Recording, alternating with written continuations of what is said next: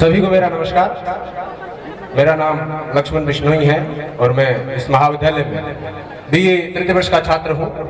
आज वार्षिकोत्सव के इस अवसर पर मैं देशभक्ति और राष्ट्र निर्माण विषय पर अपने विचार प्रस्तुत करना चाहता हूँ। कहीं कोई त्रुटि हो तो क्षमा करें। मान्यवर, हम क्रमबद्ध तरीके से आगे बढ़े तो सबसे पहले ये जाना जाए कि देशभक्ति क्या है। देशभक्ति शब्द का शाब्दिक अर्थ देश के प्रति भक्ति का भाव है। सबसे पहले यजुर्वेद के वैप्राष्ट्र जागरया और अथर्ववेद के माता भूमि पुत्रो अहम पृथ्व्या सुख में दृष्टिगोचर होने वाला ये भाव अलग अलग देश काल और परिस्थिति में अलग अलग तौर तरीकों से परिभाषित करना पड़ता है। प्राचीन मध्यकालीन और वर्तमान भारत के कुछ उदाहरणों से मैं अपनी बात स्पष्ट करूंगा।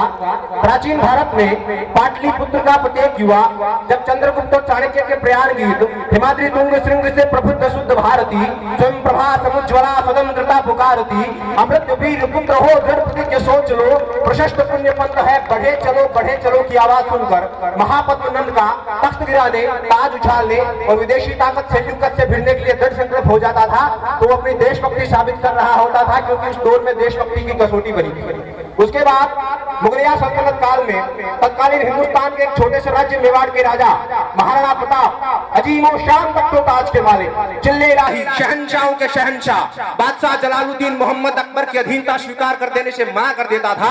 माणिक मणिमय सिंहासन को कंकड़ पत्थर के कोनों पर लुटा देता था।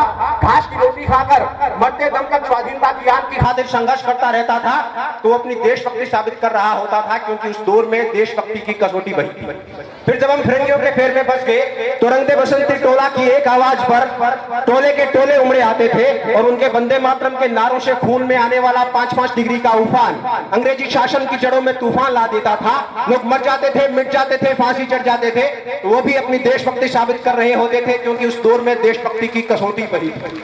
उसके बाद 62, 65 और 71 के युद्धों में अपने सुहागों को गंवा देने वाली औरत जब घर के हाल ये हो जाते थे कि प्यार भी भरपूर गया, मांग का सिंदूर गया, नन्हे नोनी हालों की लंगोटियां चली गई, बाप की दवाई गई, भाई की पढ़ाई गई, छोटी छोटी बेटियों की चोटियां चली गई। ऐसा एक विस्फोट हुआ पता ही चला नहीं, पूरे जिस्म की ही कई बोटियां चली गई। और आपके लिए तो एक आदमी मरा है साहब, किंतु मेरे घर की तो रोटियां चली गई वाले हालात पैदा हो जाने के बाद भी अपने बेटे को 99 के युद्ध में सरहद पर दुश्मनों की धज्जियां उड़ाने के लिए भेज देती थी और उसे खत लिखा कर भेजा करती थी कि अम्मा ने खत लिखा चाहो से पुत्र न मेरा दूध न जाना, 1 इंच पीछे मत हटना चाहे इंच इंच कट जाना। तो माताएं, बेटे और पूरा परिवार अपनी देशभक्ति साबित कर रहा होता था, क्योंकि उनके लिए देशभक्ति की कसौटी वही थी।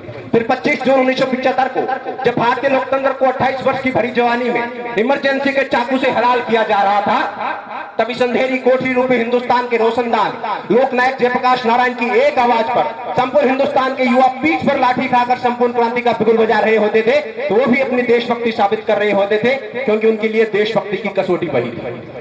इन 5 उदाहरणों से इतना तो स्पष्ट है, इतना तो तय है कि पहले की दौर की देशभक्ति बड़ी कठिन हुआ करती थी। तब देश बलिदान मांगता था, तब देश लड़ जाने को कहता था, तब देश भिड़ जाने को कहता था, तब देश मर जाने को, मिट जाने को, फांसी चढ़ जाने को कहता था। लेकिन आज देश मर जाने को नहीं कहता, आज देश मिट जाने को नहीं कहता, आज देश लड़ जाने को, भिड़ जाने को, फांसी चढ़ जाने को नहीं कहता। मेरे विचारों में आज आप अपनी देशभक्ति को बड़े ही सरल ढंग से साबित कर सकते हैं। इतनी सरल भी नहीं कि फेसबुक और व्हाट्सएप पर डीपी को 3 रंग में रंगकर अपने आप को जिम्मेदारी से मुक्त मान ले। मेरा मानना यह है कि अगर आज आप अपना काम पूरी मेहनत, पूरी ईमानदारी, पूरी लगन और पूरी योग्यता के साथ पूरा करते हैं, आप अपने कर्तव्यों की पालना सही ढंग से करते हैं, तो आप सबसे बड़ी देशभक्त। वहीं अगर आप अपने काम में बेईमानी बरतते हैं, आप भ्रष्टाचारी हैं, आप अपराधी हैं, तो आप देशद्रोही हैं। अब बारी आती है राष्ट्र निर्माण की। राष्ट्र निर्माण राष्ट्र की उन्नति की दिशा में अनवरत चलने वाली एक प्रक्रिया है। जब जब यह प्रश्न उठता है कि राष्ट्र निर्माण कैसे हो, तो मुझे एक बहुत चर्चित प्रसंग याद आ जाता है कि एक शरारती बच्चा अपने पिता को बड़ा परेशान कर रहा था, तो पिता ने उसका ध्यान कहीं और लगाने के लिए उसे भारत के फटे हुए नक्शे के कुछ टुकड़े दिए और कहा कि बेटा इन्हें जोड़कर देश बना कर ले आओ। पिताजी ने सोचा छोटा बच्चा इसमें दिमाग लगाएगा, काफी वक्त लगेगा, तब तक मैं अपना काम कर लूंगा। लेकिन बेटा 2 मिनट के अंदर नक्शा तैयार करके लेके आ गया। तो पिताजी बड़े हैरान हुए, बोले बेटा तुमने ये कैसे कर लिया? तो बेटे ने जो जवाब दिया वही राष्ट्र निर्माण की आधारशिला है।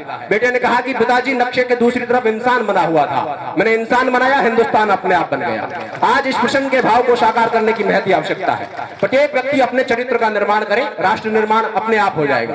हिंदुस्तान आज विश्व का सबसे युवा देश है। हम विश्व के सबसे युवा देशों में प्रथम स्थान पर आते हैं। हमारी जनसंख्या का 65% जो भाग है वो युवा शक्ति है। हमें हमारी युवा शक्ति की सकारात्मक ऊर्जा का संतुलित उपयोग करना होगा। कहते हैं कि युवा वायु के समान होता है। वायु जब पुरवाई के रूप में धीरे धीरे चलती है तो अच्छी लगती है, सबको बर्बाद कर देने वाली आंधी किसी को अच्छी नहीं लगती। हमें इस पुरवाई का प्रयोग विज्ञान, तकनीक, शिक्षा और अनुसंधान के क्षेत्र में करना होगा।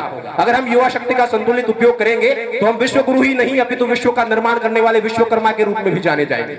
आज किसी शायर ने कहा है कि जिस ओर जवानी चलती है उस ओर जमाना चलता है। हमें इन भावों को साकार करना होगा। हमें अप दीपो भव की अवधारणा को साकार करना होगा और अंधेरे को कोसने के बजाय दीपक जला देने की परंपरा की शुरुआत करनी होगी। इन्हीं शब्दों के साथ मैं अपने वाणी को विराम देता हूं। जय हिंद, जय भारत, वंदे मातरम। जोरदार कर्तव्य ध्वनि के साथ में कलाकार का स्वागत। बहुत ही प्रतिभा संपन्न ये युवा, और मुराद जी के द्वारा माल्यार्पण के द्वारा हौसला अफजाई। बहुत ये हीरो की खान है ये।